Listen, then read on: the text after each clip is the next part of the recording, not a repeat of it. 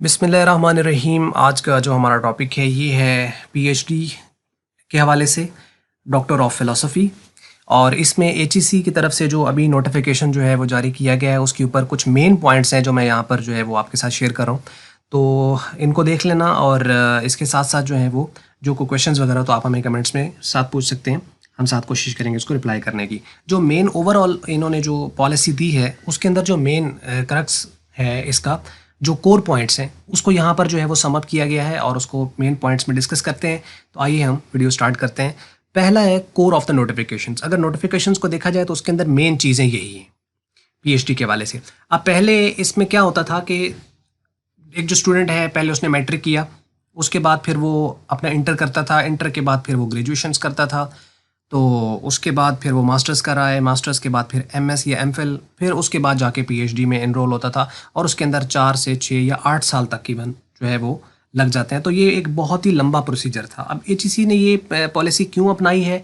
ताकि जो पाकिस्तान के अंदर जो एजुकेशन सिस्टम है इसको बिल्कुल इंटरनेशनल स्टैंडर्ड्स के मुताबिक किया जाए कि ओवरऑल जो वर्ल्ड है वो इसी तरह चल रही है कि वो अपना अंडर ग्रेजुएट प्रोग्राम्स कराते हैं और उसके बाद जो है वो बच्चा जो बी स्टूडेंट है वो डायरेक्टली जो है वो एक रिसर्च की फील्ड के अंदर इन हो सकता है, और होना भी यही चाहिए क्योंकि जितना वो किताबें और वो एक कोर्स वर्क पढ़ लेता है 4 साल के अंदर, अब मज़ीद ज़रूरत नहीं है कि उसको मज़ीद किताबें ही रटवाई जाएँ।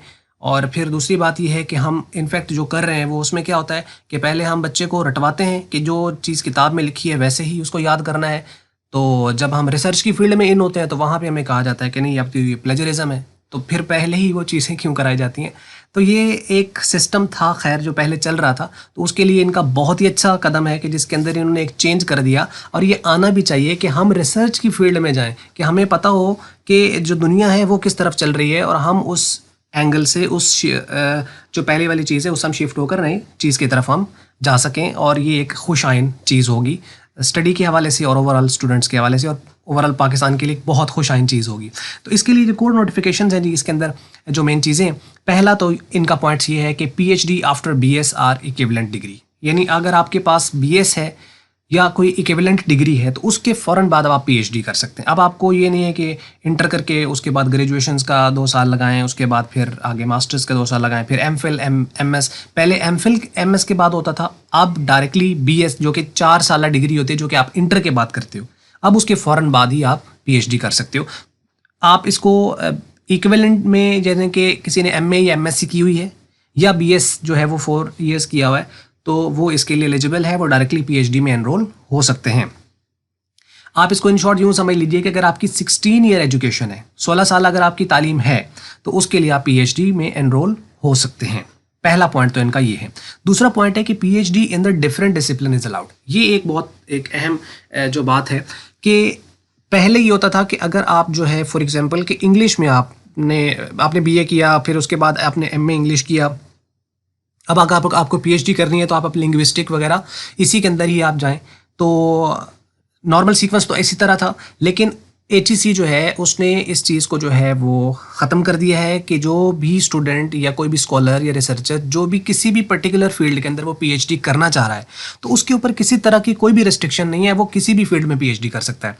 मतलब कि वो जो भी पर्टिकुलर फील्ड, मतलब इंग्लिश है तो इंग्लिश से अगर वो डायरेक्टली जो है वो किसी दूसरे डिपार्टमेंट के अंदर वो जाके यानी इकोनॉमिक्स के अंदर करना चाह रहा है, या इंग्लिश से वो बिजनेस में आना चाह रहा है, या वो ट्रेड या कॉमर्स के अंदर कोई रिसर्च करना चाह रहा है, या किसी भी फॉर एग्जांपल वो स्पेस साइंस है उसके अंदर वो जाना चाह रहा है, तो रेस्ट्रिक्शंस नहीं है। अब वो ओपन है कि उसने अपना जो बीएस है वो किसी भी फील्ड में कंप्लीट किया है तो अब वो पीएचडी किसी भी दूसरे डिसिप्लिन के अंदर कर सकता है। उसके लिए सिंपल ये होगा कि एक कमेटी है जो भी यूनिवर्सिटी का है, उसके सामने आपको सिर्फ अपना डिफेंस करना होगा और उसमें आपको बताना होगा कि आप इस फील्ड को क्यों ऑप्ट करना चाह रहे हैं। तो उसके लिए अगर आपके पास आर्गूमेंट्स स्ट्रॉन्ग हैं और अगर आप वाकई ही उस फील्ड में आप इन होना चाहते हैं तो कोई रिस्ट्रिक्शंस नहीं होगी, आप एडमिशन ले पाएंगे। और एक बहुत ही अहम चीज़ जो कि इनकी पॉलिसी में ये मेंशन कर दी गई है कि no further admissions in MS MPhil programmes. अब से एमएस और एमफिल के प्रोग्राम्स के अंदर किसी तरह का कोई भी नया एडमिशन नहीं होगा। यानी जितने एडमिशन्स पहले हो चुके, अब उसके बाद एमएस एमफिल में किसी तरह का कोई एडमिशन नहीं है। तो ये ऑब्वियसली स्टूडेंट्स जिन तक ये बात पहुंचे ये उनको पता होना चाहिए कि अब एमएस और एमफिल करने की ज़रूरत बिल्कुल भी नहीं है। और ये जो चेंज है ये इफेक्टिव है 1 जनवरी 2021 से, यानी 1 जनवरी 2021। तो यहाँ से ये इफेक्टिव होगा। इसके बाद यानी इस MS MPhil में कोई एडमिशन्स नहीं होगा। आप PhD BS या 16 साल डिग्री के बाद कर सकते हैं और किसी भी डिसिप्लिन के अंदर अब आप जा सकते हैं, ओपन है। ये तो हो गया इसके मेन। अब इसका जनरल तरीकाकार क्या होगा जो HEC की तरफ से है, तो वो कुछ मेन पॉइंट्स जो हैं जो मैंने समअप यहाँ पे कर दिए हैं सो दैट के आपको आसानी रहे इन चीज़ों को अंडरस्टैंड करने में। पहली चीज़ इसके लिए जो उन्होंने पॉलिसी में बताई है वो ये है कि आपकी BS डिग्री कंप्लीट होनी चाहिए, यानी जो आपने 16 साल तालीम जो है वो आपकी कंप्लीट है, उसकी डिग्री आपके पास हो। पहली चीज़ तो ये है, अगर आप PhD में जाना चाहते हैं तो BS या 16 ईयर एजुकेशन आपकी कंप्लीट होनी चाहिए।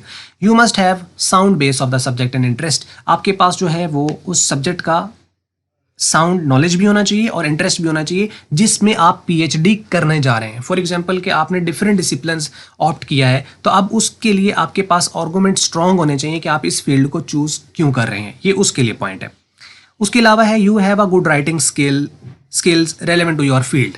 आप जिस फील्ड में जा रहे हैं उससे रेलेवेंट आपके पास जो है वो राइटिंग स्किल्स अच्छी होनी चाहिए। और उसके लिए एक बहुत ही स्ट्रॉन्ग पॉइंट है कि अगर आप रिसर्च पेपर को पब्लिश कर लेते हैं उस फील्ड के अंदर तो फिर तो आपके पास एक अच्छा ग्राउंड बन जाता है कि आपको एक सेफ साइड मिल जाएगी कि जी आप तो उस फील्ड के ऊपर रिसर्च कर चुके हैं, आप तो उसके ऊपर पब्लिकेशंस कर चुके हैं। तो अगर आपकी पब्लिकेशंस हो जाती हैं तो फिर तो कोई प्रॉब्लम ही नहीं है। तो any how good writing skills जो है वो होनी चाहिए। अगर आपकी राइटिंग स्किल्स अच्छी नहीं भी हैं तो ये with the passage of time जो है वो जैसे जैसे इंसान फील्ड में जाता है तो साथ साथ ही सीखता है। शुरू से तो हर चीज़ परफेक्ट कभी भी नहीं होती है।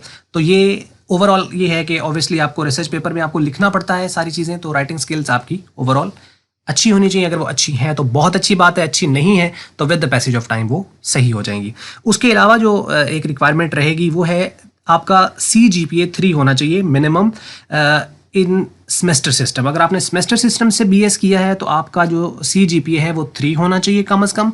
और अगर आपने एनुअल सिस्टम से किया हुआ है तो फर्स्ट डिवीजन होनी चाहिए एनुअल सिस्टम के अंदर। और ये नेशनल और इंटरनेशनल यूनिवर्सिटीज़ दोनों के लिए, मतलब अगर आपने पाकिस्तान से किया है तब भी यही रूल है, अगर पाकिस्तान से बाहर किया है तो तब भी यही रूल है।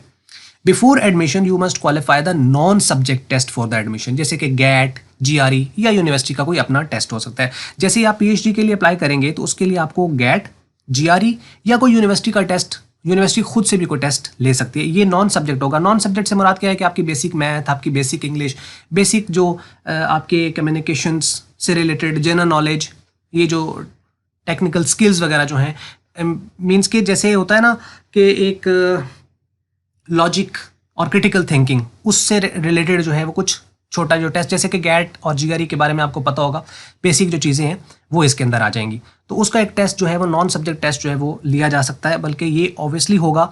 और ये डिपेंड करता है कि या तो GAT होगा या GRE होगा या यूनिवर्सिटी का अपना टेस्ट होगा। अब ये कौन लेगा, किस तरीके से होगा, तो ये यूनिवर्सिटी पे डिपेंड करता है। यानी यूनिवर्सिटी टू यूनिवर्सिटी ये चीज़ वेरी करेगी। जौन सी भी यूनिवर्सिटी में आप एडमिशन लेंगे उसके अकॉर्डिंगली आपने ये देख लेना है। और सब्जेक्ट टेस्ट में be taken by the university as per their own admission policy. जो सब्जेक्ट का टेस्ट है, मतलब आप जिसमें PhD करने जा रहे हो उस सब्जेक्ट का भी टेस्ट वो एक बेसिक सा ले सकते हैं ताकि पता चले कि इसको इस सब्जेक्ट के बारे में बेसिक कितना नॉलेज है। तो वो यूनिवर्सिटी पे डिपेंड करता है कि वो सब्जेक्ट टेस्ट लेती है या नहीं, वो उनकी एडमिशन पॉलिसी के मुताबिक होगा। लेकिन ये है कि नॉन सब्जेक्ट टेस्ट जो है इन तीनों में से कोई एक यूनिवर्सिटी लेगी। उसके अलावा submission of the statement of the purpose, आपने अपना सबमिशन करनी है स्टेटमेंट ऑफ पर्पज़ की एडमिशन कमेटी के सामने कि आप ये क्यों करना चाहते हैं, आपका पर्पज़ क्या है, आपका मकसद क्या है। तो इसमें आपने इनफैक्ट अपने आप को डिफेंस करना है। और डेफिशिएंसी कोर्स में be taken by the university from the BS student.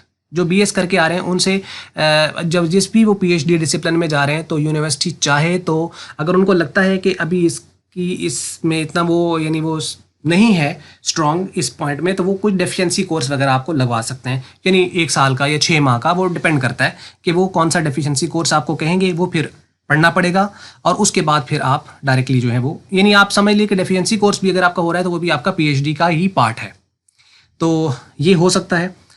और दूसरी बात यह है कि जिन्होंने MPhil या MS पहले से कर रखा है उनका क्या होगा, तो उनका कोई नहीं है। उनको ये है कि प्रॉबेबली यूनिवर्सिटी डेफिशिएंसी कोर्स वगैरह उनको नहीं लगवाएगी।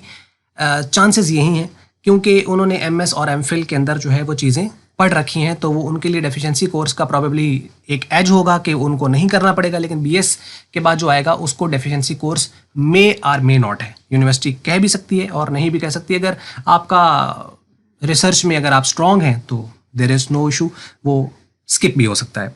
और उसके अलावा admission committee is satisfied, you would get the admission. और एडमिशन कमेटी अगर सेटिस्फाइड हो जाती है इन चीज़ों से जो भी हैं, तो उसके अकॉर्डिंगली यानी आपने अपने आप को डिफेंस प्रॉपर कर लिया तो आपका एडमिशन हो जाएगा।